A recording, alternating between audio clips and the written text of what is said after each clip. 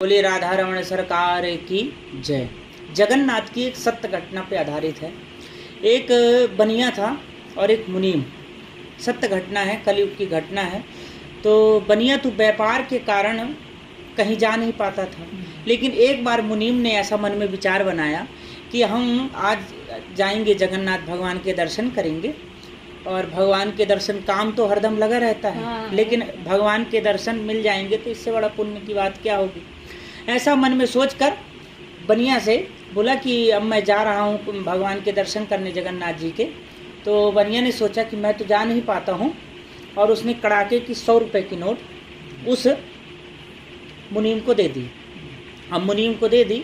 अब जब मुनीम जाने लगा तो रास्ते में देखा, जैसे ही जगन्नाथ पहुँचता है तो रास्ते में मंदिर के पहले ही देखा कि कोई भक्त भजन कर रहे हैं, कीर्तन कर रहे हैं, भगवान का नाम गा रहे हैं। कोई दुखी है, गरीब है। उस समय 100 रुपये का बड़ा महत्व रहता था।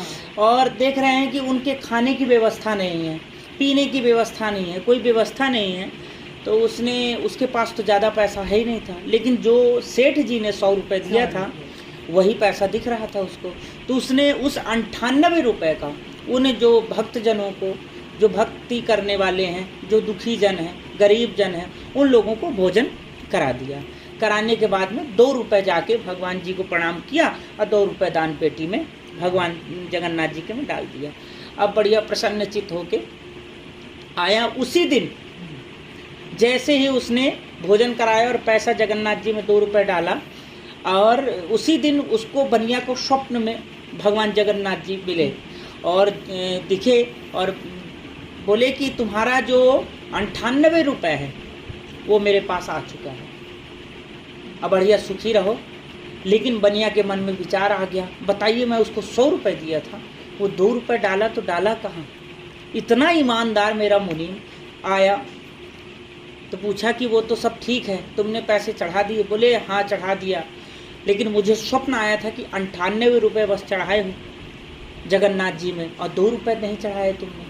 तो बोले कि हे जगन्नाथ भगवान, आपकी लीला, मैंने तो 98 रुपये वो दुखी जनों को चढ़ाया है, दिया है, और 2 रुपये सिर्फ जगन्नाथ जी को दिया है।